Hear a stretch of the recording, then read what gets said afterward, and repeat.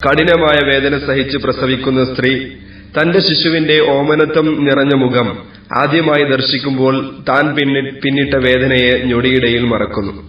വളർച്ച പൂർത്തിയായ ഭ്രൂണത്തിന് ഇനിയും ഗർഭപാത്രത്തിൽ തന്നെ കഴിയാൻ വയ്യല്ലോ. ഇനി അത് ഭൂമിയിലാണ് വളരേണ്ടത്. അതിനാൽ പ്രസവം ഒരു മാതാവ് ഏറ്റെടുക്കേണ്ട മഹത്തായ കർമ്മമാണ്. അമ്മയാകുമ്പോഴേ സ്ത്രീ ജീവിതത്തിന് പൂർണ്ണത കൈവരികയുള്ളൂ. മാനസികമായും ശാരീരികമായും വലിയ ഒരു അനുഭവമാണ് പ്രസവം. എല്ലാ ഗർഭിണികൾക്കും, പ്രത്യേകിച്ച് കടിഞ്ഞൂൽക്കാർക്ക് പരിഭ്രമവും ഭയവും സാധാരണമാണ്. പ്രസവ വേദന വളരെ ദുസ്സഹം തന്നെയാണെന്നൊരു ചിന്ത നമുക്കിടയിൽ ചെറുപ്പം മുതലേ വളർന്നു വന്നിട്ടുണ്ട്. ശരിക്കു പറഞ്ഞാൽ ശിശുക്കളെ ഗർഭം ധരിച്ച് പ്രസവിക്കുക എന്നതിന് പറ്റിയ ശരീരഘടനയാണ് അല്ലാഹു നമുക്ക് നൽകിയിട്ടുള്ളത്. പ്രസവ സമയമാകുമ്പോൾ ശിശുവിന് പുറത്തേക്ക് പോകുന്നതിന് അനുയോജ്യമായ വിധത്തിൽ മാംസപേശികൾ സങ്കോചിക്കുകയും വികസിക്കുകയും ചെയ്യുന്നു. ശിശുവിനെ പ്രസവിക്കുക എന്നത് ജീവിതത്തിലെ അനർഘമായ അനുഭവമാണ്. അതിനാൽ പ്രസവാവസരത്തിലുള്ള പേശികളുടെ സങ്കോച വികാസങ്ങളുമായി സഹകരിച്ച് പ്രസവം എന്ന അനുഭവം സ്വന്തമാക്കാൻ നാം ശ്രമിക്കണം. സ്വാഭാവികമായ രീതിയിൽ പ്രസവിക്കുന്നതിന് ഭയാശങ്കകളെ ദൂരീകരിച്ച് മാനസികമായും ശാരീരികമായും സ്ത്രീകൾ തയ്യാറാകേണ്ടതാണ്. അത്ര ഭീകരമായ അനുഭവമൊന്നുമല്ല യഥാർത്ഥത്തിൽ പ്രസവ വേദനയെന്നും ഗർഭാശയം ചുരുങ്ങുമ്പോഴുള്ള വയറ്റിനുള്ളിലെ ഈ ശക്തിയായ മുറുക്കം അനിവാര്യമാണെന്നും വിട്ടുവിട്ട് വേദന വന്നെങ്കിലേ പ്രസവം സുഗമമായി നടക്കുകയുള്ളൂ എന്നും ഗർഭിണി ധരിച്ചിരിക്കേണ്ടതാണ്. ഇനി പ്രസവ ദിവസത്തെക്കുറിച്ച് പറയുന്നു. അവസാനത്തെ ആർത്തവത്തിന്റെ ആദ്യ ദിവസം മുതൽ 280 ദിവസമാണ് ഒരു ശിശുവിന്റെ വളർച്ചയ്ക്ക് വേണ്ടത്. ഇപ്രകാരം 9 മാസവും 7 ദിവസവും തികയുന്ന തീയതിയാണ് പ്രസവ ദിനമായി കണക്കാക്കപ്പെടുന്നത്. എന്നാൽ ഒരു ചെറിയ ശതമാനം സ്ത്രീകളെ കൃത്യമായി ഈ തീയതികളിൽ പ്രസവിക്കാറുള്ളൂ. ആർത്തവചക്രത്തിന്റെ ഏറ്റക്കുറച്ചിലുകൾ അനുസരിച്ച് ഇവ കൂടിയും കുറഞ്ഞും അനുഭവപ്പെടുന്നതാണ്. സൂക്ഷ്മമായി ഒരു ഗർഭിണി എന്നു പ്രസവിക്കുമെന്ന് ആർക്കും പറയാനാവില്ല. പ്രസവ വേദന എപ്പോൾ ആരംഭിക്കും എന്നത് ഓരോ ഗർഭിണിയുടെയും ശാരീരിക പ്രത്യേകതകളെ ആശ്രയിച്ചിരിക്കും. എന്നിരിക്കലും പ്രസവം നടക്കുന്നതിന് കണക്കുകൂട്ടി പറയുന്ന തീയതിക്ക് ഒരാഴ്ച മുമ്പോ പിമ്പോ പ്രസവം നടക്കാൻ സാധ്യതയുണ്ട്. അപൂർവം ചിലരിൽ ഇതിൽ കൂടുതൽ ദിവസം മുമ്പോട്ടോ പിമ്പോട്ടോ ആയെന്നും വരാം. ഇനി പ്രസവ വേദനയും ലക്ഷണങ്ങളുമാണ് പറയുന്നത്. ഗർഭപാത്രത്തിന്റെ ഇടവിട്ടുള്ള സങ്കോചങ്ങളോട് അനുബന്ധിച്ചുള്ള ഗർഭാശയ മുഖത്തിന്റെ വികാസം മൂലമാണ് പ്രസവത്തിന് പ്രാരംഭമായി വേദന അനുഭവപ്പെടുന്നത്. ഗർഭാശയ ഭിത്തികളിലെ പേശികളിലെ സങ്കോചം മൂലമാണ് വേദന ശക്തിപ്പെടുന്നത്. പ്രസവ വേദനയുടെ മുമ്പായി ചുവപ്പ് കലർന്ന ഒരു കൊഴുത്ത ദ്രാവകം സ്രവിക്കുകയും കുറേശ്ശെ പ്രസവ വേദന ആരംഭിക്കുകയും ചെയ്യും. തുടക്കത്തിൽ ശരാശരി 7-8 മിനിറ്റുകൾ ഇടവിട്ടാണ് വേദന അനുഭവപ്പെടുന്നത്. 20-30 സെക്കൻഡ് നീണ്ടു നിൽക്കുന്ന ഈ വേദനയുടെ ഗതി ക്രമേണ വർദ്ധിക്കുകയും 2-3 മിനിറ്റുകൾ ഇടവിട്ട് 40-50 സെക്കൻഡ് വരെ നീണ്ടു നിൽക്കുന്ന വേദനയായി മാറുകയും ചെയ്യുന്നതാണ്. വേദന ആരംഭിക്കുന്നതോടെ വേണ്ടത്ര വൈദ്യസഹായം ലഭിക്കുന്നതിന് വേണ്ട ഒരുക്കങ്ങൾ ചെയ്തിരിക്കേണ്ടതാണ്. രക്താംശമുള്ള ദ്രാവകം വരുന്നതിനോടൊപ്പം നടുവേദനയും ഉണ്ടാകുന്നു. വേദന അടിവയറ്റിലും നടുവിലും ആരംഭിച്ച് തുടകളിലേക്ക് വ്യാപിച്ചു കയറുന്നതായി തോന്നും. ഇവിടെ ഭയത്തിന്റെ യാതൊരു ആവശ്യവുമില്ല. ഗർഭപാത്രത്തിന് പലതരം മസിലുകളുണ്ട്. അവയെല്ലാം പ്രസവ സമയത്ത് വികസിക്കുകയും ചുരുങ്ങുകയും ചെയ്യുന്നു. ഇതാണ് വേദനക്കുള്ള കാരണം. ദ്രാവകം സ്രവിക്കുന്നുവെങ്കിൽ എത്രയും വേഗം ആശുപത്രിയിൽ എത്തേണ്ടതാണ്. ശിശുവിനെ പൊതിഞ്ഞിരിക്കുന്ന തണ്ണീർക്കുടം പൊട്ടിയതാണ് ഇതിന് കാരണം. പിന്നെ അധിക സമയം ശിശു ഉദരത്തിൽ കിടക്കുകയില്ല. ഉടനെ പ്രസവമുണ്ടാകും.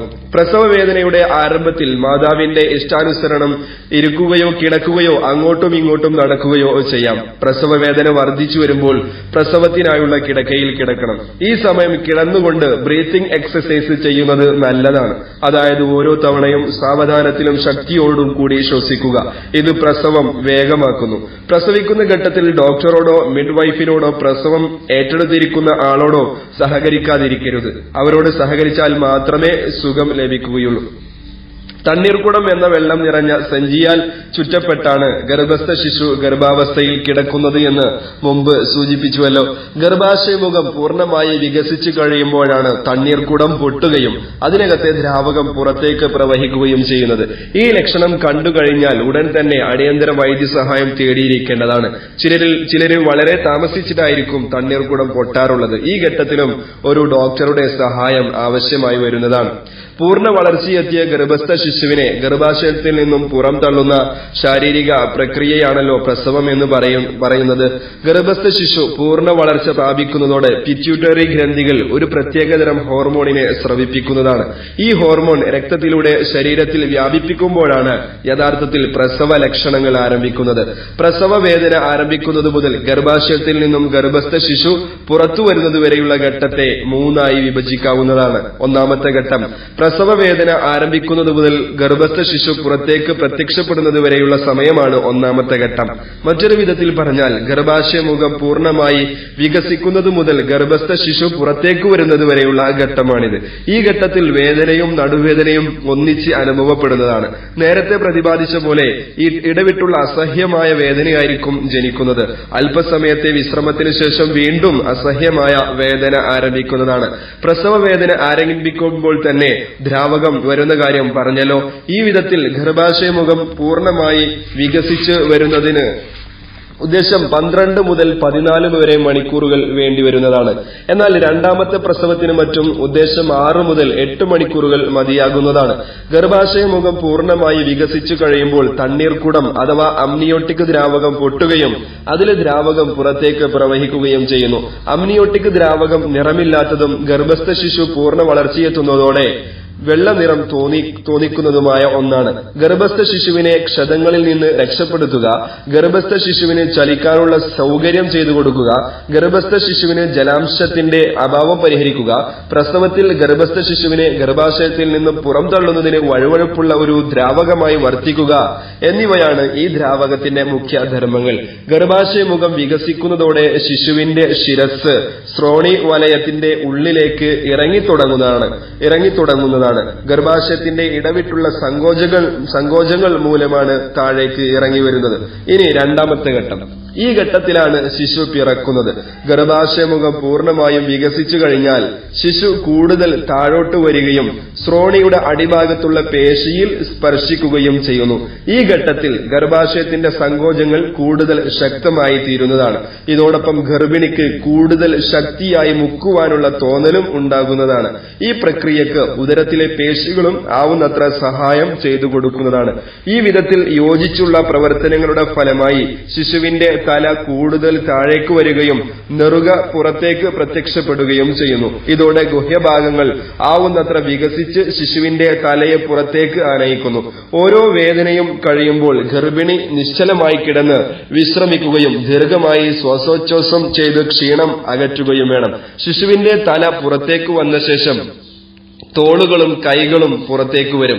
തുടർന്ന് ഉടൻ വഴുതിയിറങ്ങുന്നു. പ്രസവ വേദനയുടെ പാരമ്യത്തിലാണെങ്കിലും നവജാത ശിശുവിന്റെ കരച്ചിൽ മാതാവിൽ ഉണ്ടാക്കുന്ന ആനന്ദാതിരേകത്തിൽ അതുവരെയുള്ള ക്ഷീണം മാതാവ് മറന്നുപോകും. കുട്ടിയുടെ ആദ്യത്തെ കരച്ചിൽ മാതാവിന്റെ ചെവിക്ക് സംഗീതമായിരിക്കും. പ്രസവത്തിലെ ഏറ്റവും പ്രധാനപ്പെട്ടതും വേദനയേറിയതും ഒപ്പം തന്നെ സന്തോഷപ്രദവുമാണ് രണ്ടാമത്തെ ഘട്ടം. ഇനി മൂന്നാം ഘട്ടം. ജനനശേഷം മറുപിള്ള അഥവാ പ്ലസന്റ പൂർണ്ണമായി പുറത്തേക്ക് വരുന്നതുവരെയുള്ള സമയമാണ് മൂന്നാമത്തെ ഘട്ടം. പ്രസവത്തിൽ ബുദ്ധിമുട്ടേറിയ ഘട്ടം ശിശുവിന്റെ ജനനത്തോടെ കഴിയുന്നതാണ്. ശിശു വെളിയിലേക്ക് വന്നു കഴിഞ്ഞാൽ ഉടൻ തന്നെ ഗർഭാശയം സങ്കോചിക്കാൻ തുടങ്ങുന്നതാണ്. ഈ അവസരത്തിൽ മറുപിള്ള ഗർഭാശയത്തിൽ നിന്ന് വേർപ്പെടുന്നതാണ്. ഇതോടെ രക്തസ്രാവം കുറഞ്ഞു തുടങ്ങുന്നതായി അനുഭവപ്പെടുന്നു. മൂന്നാം ഘട്ടം ഉദ്ദേശം 30 മിനിറ്റിൽ കൂടുതലായി നീണ്ടു നിൽക്കാറില്ല. ഈ സമയത്ത് മാതാവ് മലർന്നു കിടക്കുകയാണ് വേണ്ടത്. മറുപിള്ളയെ പുറത്താക്കുന്നതിന് സ്ത്രീയും സഹകരിക്കേണ്ടതുണ്ട്. മറുപിള്ള വേർപ്പെടുന്ന ഘട്ടത്തിൽ പ്രത്യേക ശ്രദ്ധ പതിപ്പിക്കേണ്ടതുണ്ട്. കാരണം മറുപിള്ളയുടെ ഏതെങ്കിലും ഭാഗം ഗർഭാശയത്തിൽ അവശേഷിക്കുന്നുവെങ്കിൽ അത് രക്തപ്രവാഹത്തിനും രോഗത്തിനും ഇടയാക്കുന്നു. അതിനാൽ മറുപിള്ള കൃത്യമായി പരിശോധിക്കുക.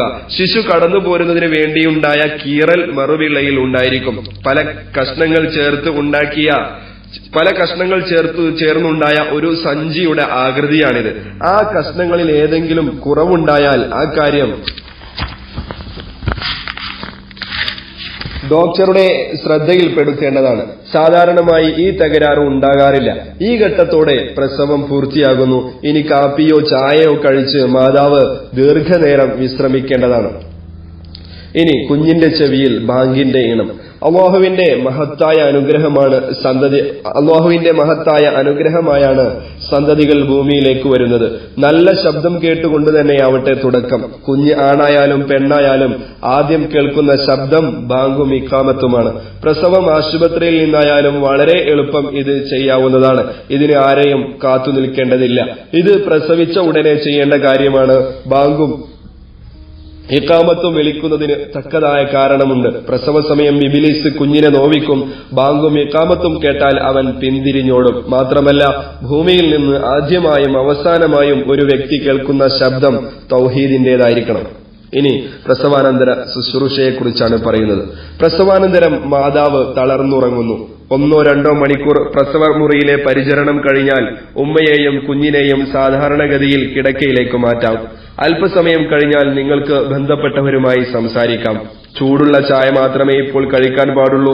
കുറെ സമയം കഴിഞ്ഞാൽ മറ്റെന്തെങ്കിലും കൂടെ കഴിക്കാവുന്നതാണ്. തണുത്ത സാധനങ്ങൾ കഴിക്കുന്നത് നല്ലതല്ല. ആദ്യത്തെ 3 ദിവസങ്ങളിൽ ലഘുവായ ആഹാരം കഴിക്കുന്നതാണ് നല്ലത്. കൂടുതൽ പ്രോട്ടീനും കാൽസ്യവുമുള്ള ആഹാരത്തിന് പ്രാധാന്യം നൽകുന്നത് നന്നായിരിക്കും. പാല് കൂടുതൽ കുടിക്കുവാൻ ശ്രമിക്കുക. പച്ചക്കറികൾ, പരിപ്പ്, പാൽക്കട്ടി, മുട്ട, മാംസസൂപ്പ്, പഴങ്ങൾ എന്നിവയുടെ അളവ് ആഹാരത്തിൽ കൂടുതൽ ഉണ്ടായിരിക്കണം. പ്രസവത്തിനു ശേഷം രക്തം കലർന്ന ദ്രവം പോവുക സാധാരണമാണ്. ആദ്യത്തെ 3 ആഴ്ചയോളം ഇത് ചുമപ്പ് കലർന്ന നിറമായിരിക്കും. തുടർന്ന് നിറം കുറഞ്ഞു വെളുത്ത ദ്രവമായിട്ടായിരിക്കും ഇത് നിൽക്കുക. പ്രസവാനന്തരമുള്ള സ്രവത്തിന് ദുർഗന്ധമുണ്ട് എങ്കിൽ ആ വിവരം ഡോക്ടറോട് പറയണം. അണുബാധയായിരിക്കും ഇതിന് കാരണം. പ്രസവിച്ച് 3-ാം ദിവസമായിട്ടും മലശോധന ഉണ്ടായില്ലെങ്കിൽ ആ വിവരവും ഡോക്ടറോട് പറയണം. പ്രസവിച്ച് 6 മണിക്കൂർ കഴിഞ്ഞും തുടർന്ന് 8 മണിക്കൂറിൽ ഒരിക്കലും മാതാവ് വിസർജനം നടത്തണം. മൂത്രം പോകുന്നില്ല എങ്കിൽ ട്യൂബിട്ട് എടുക്കേണ്ടി വരും. മൂത്രമൊഴിക്കുമ്പോൾ മൂത്രനാളത്തിൽ വേദനയോ മറ്റു വൈഷമ്യങ്ങളോ തോന്നുന്നുവെങ്കിൽ പ്രസവമെടുത്ത ഡോക്ടറെ തന്നെ കാണിച്ച് ചികിത്സക്ക് വിധേയമാക്കേണ്ടതാണ്. ഇതുപോലെ തന്നെ മലശോധനയ്ക്ക് അല്പം പ്രയാസം ഉണ്ടാകാവുന്നതാണ്. മലമൂത്ര വിസർജനത്തിന് ശേഷം ഗുഹ്യപ്രദേശങ്ങൾ ചൂടുവെള്ളം ഉപയോഗിച്ച് ശുചിയാക്കേണ്ടതാണ്. ഡ്രസ്സ് ചെയ്യാൻ ഉപയോഗിക്കുന്ന തുണികൾ ഉപയോഗശേഷം തിളച്ച വെള്ളത്തിൽ മുക്കുകയും അതിനുശേഷം അലക്കി ഡെറ്റോൾ ലായനിയിൽ മുക്കി ഉണക്കി ഉപയോഗിക്കുകയും വേണം. പ്രസവ സമയത്ത് കുഞ്ഞിന്റെ തല സുഗമമായി പുറത്തു വരുന്നതിനും യോനിമുഖത്തിന് പൊട്ടിക്കീറലുകൾ ഉണ്ടാകാതിരിക്കാൻ എപ്പിസിയോട്ടമി എന്ന ഒരു ലഘു ശാസ്ത്രക്രിയ നടത്താറുണ്ട്. മിക്കവാറും ആദ്യത്തെ പ്രസവത്തിന് ഇത് അനിവാര്യമാണ്.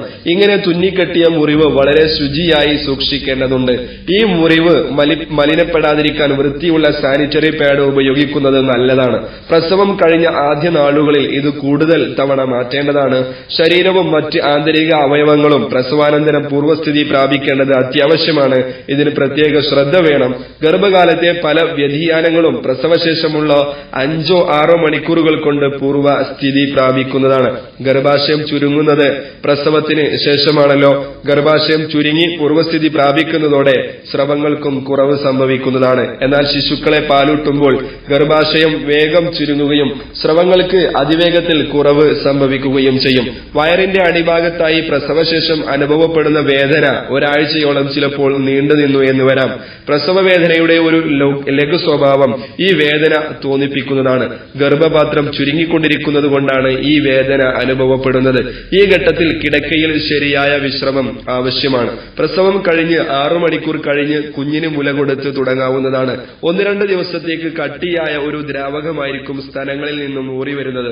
ഈ ദ്രാവകത്തിന് മുൻപാൽ അഥവാ കൊളസ്ട്രം എന്ന് പറയുന്നു.